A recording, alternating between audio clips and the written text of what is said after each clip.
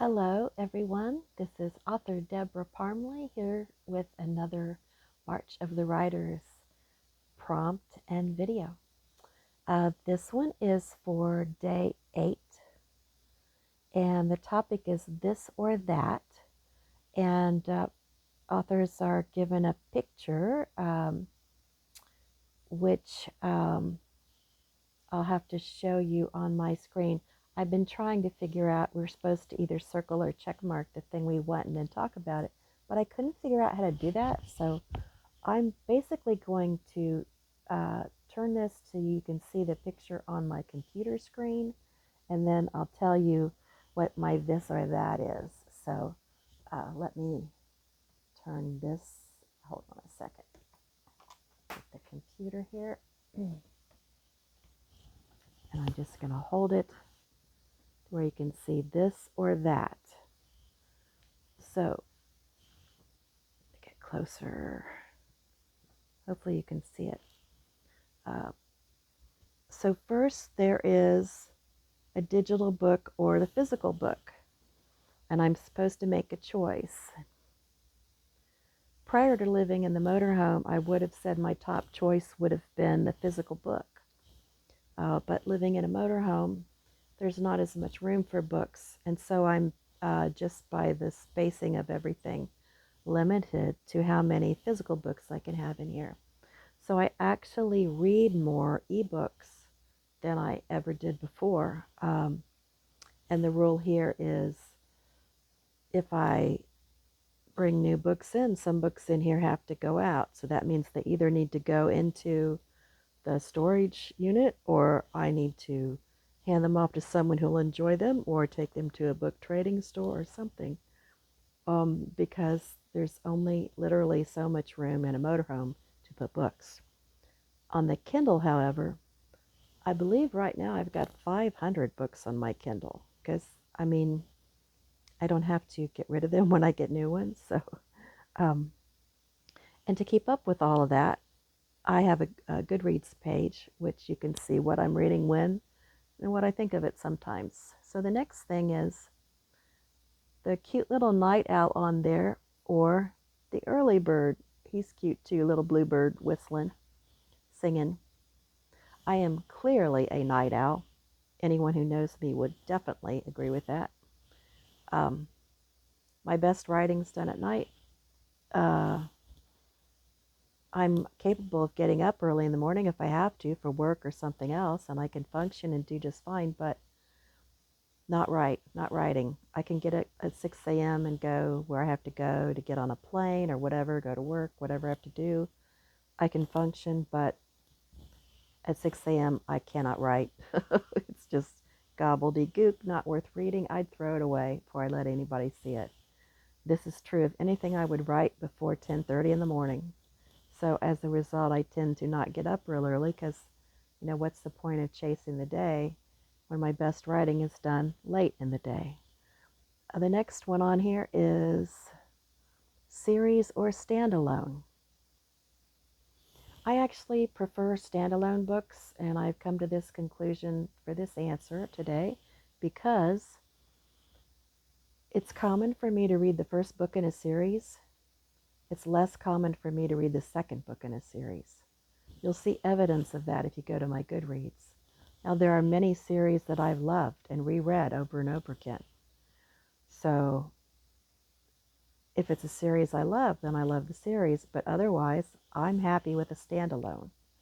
And I don't have patience for series that are 20 books, etc. I don't want to read 20 books in a series. I kind of like the way Nora Roberts does hers.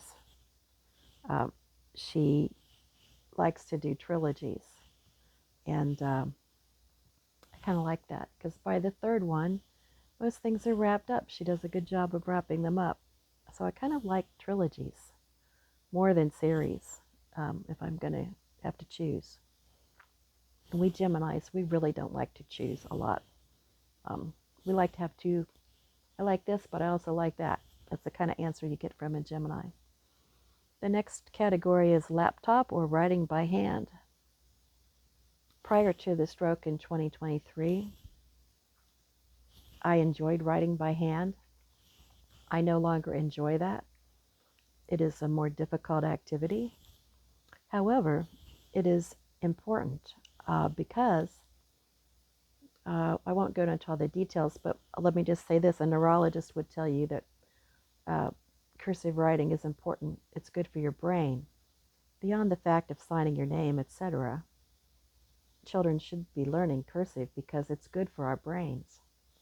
So sometimes I write things just because I need the practice.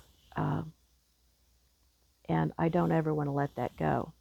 Now, for writing my books, I'm just not fast enough writing by hand to do it by hand.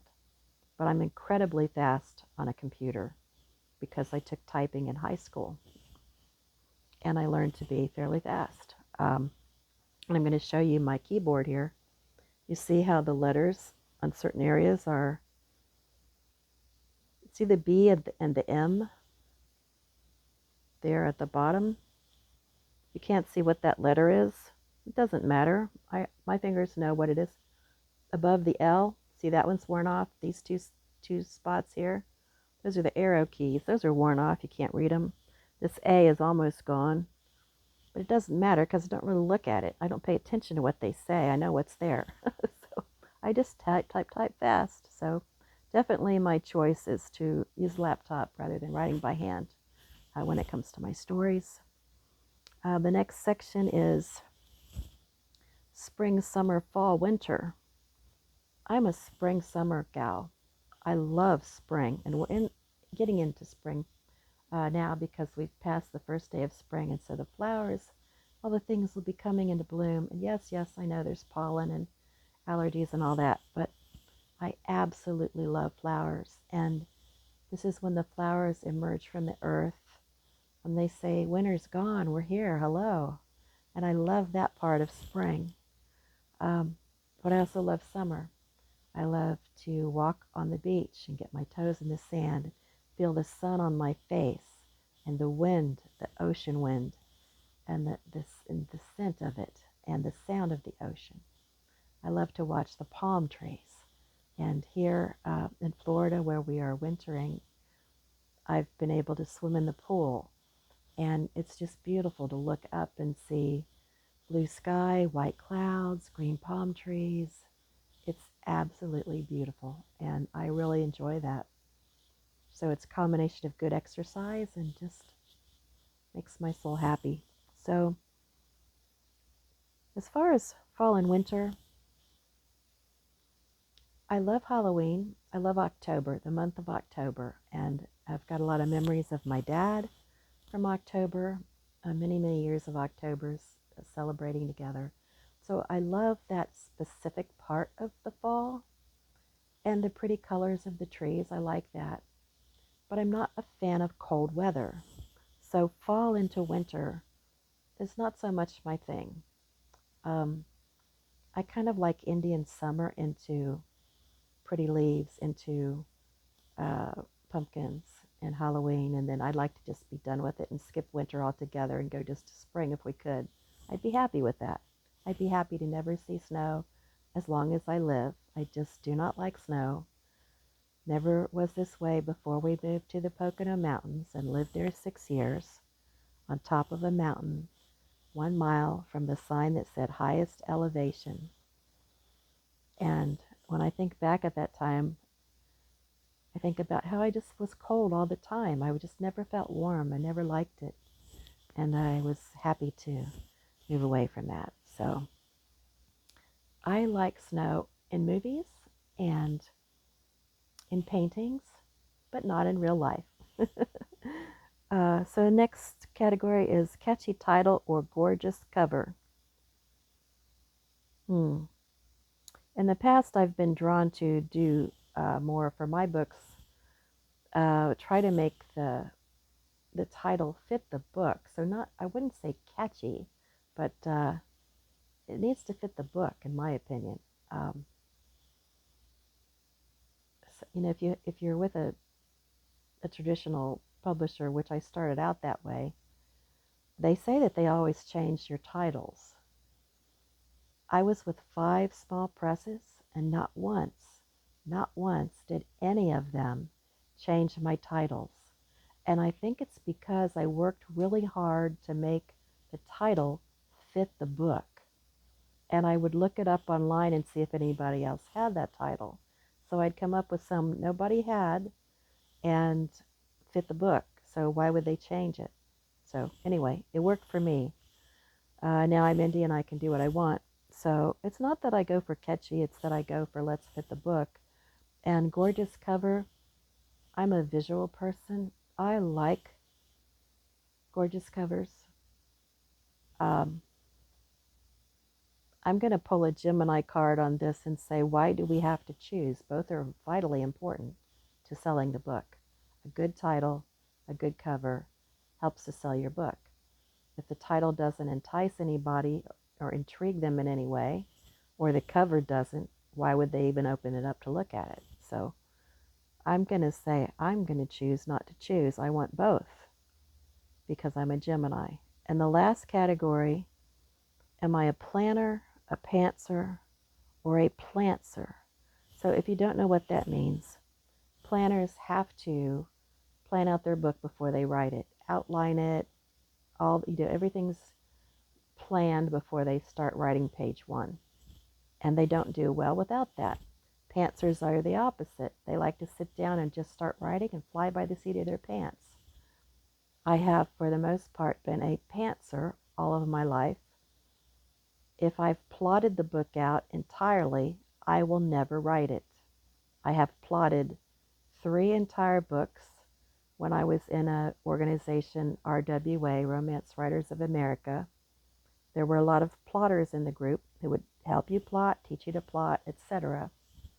3 books that will never be written. I threw the stuff away. I don't even want to think about them anymore. I have no desire to ever write them and never will because I plotted out the entire book and got bored and said, that's it, I'm done, no more. So 3 tries, you're out, strikes, you're out, and I never did that again. And so I've been a pantser ever since.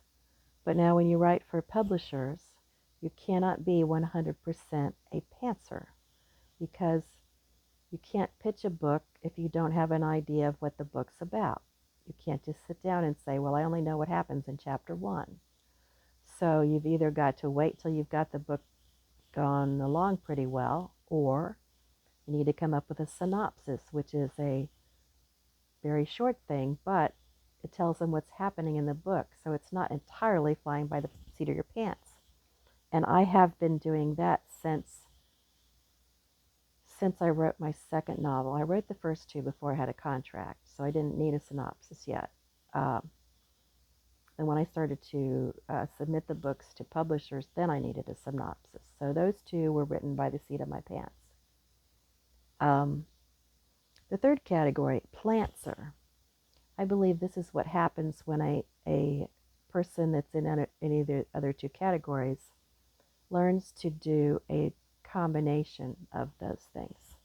And this is actually what I do now, because before I sit down to write, I already know what chapter 1 is doing, what's happening in it, who's doing what. I already know that before I sit down to write. It's in my head. I can sit down and put it on paper. After I get chapter 1 captured on the paper, I get a pretty good idea of where it's going next for chapter 2 and what might happen a little bit later. And I've got some pretty good ideas about what might happen, but it's not planned, and so it can change, and it often does change. So I think the beauty of being a plantser is that you've still got the sit right by the seat of your pants energy, which I need in order to write, but you've got enough planning in it to have somewhat of a direction where you're going. Kind of like if you got in a boat and you decided you were going to sail somewhere. Well, you could be lost in the ocean for a long, long time if you just didn't know, if you didn't have any idea where you were going. Well, which direction you go, north, south, east, west. You've got to have some sort of an idea. And what country would you like to sail to? You know, it's kind of like that. You've got to get sort of an idea of where you're going, or your book will just flounder around all over the place. So um, you're the captain when you're writing. You're sailing your ship, your writing ship. And though I've never sailed a boat, I've been with people who sailed a boat, and I kind of feel it's like that. I'm kind of riding along. I've got the idea of where I'm going. Something might happen, take us right or left, and then we'll go that way. Um, but we're not just aimlessly out at sea, not knowing what the hell we're doing. We're not doing that. So for me, that's what I do. That's me being a plantser. Um, so, okay, this was March of the Writers, prompt number, looking for it, prompt number 8 for day 8. And this will be the end of this one, and wishing you a beautiful day. And I'm going to video another one because I have to catch up as it's March the 30th. I'm running out of marches to march my videos on. Thanks for listening. Catch you in the next one.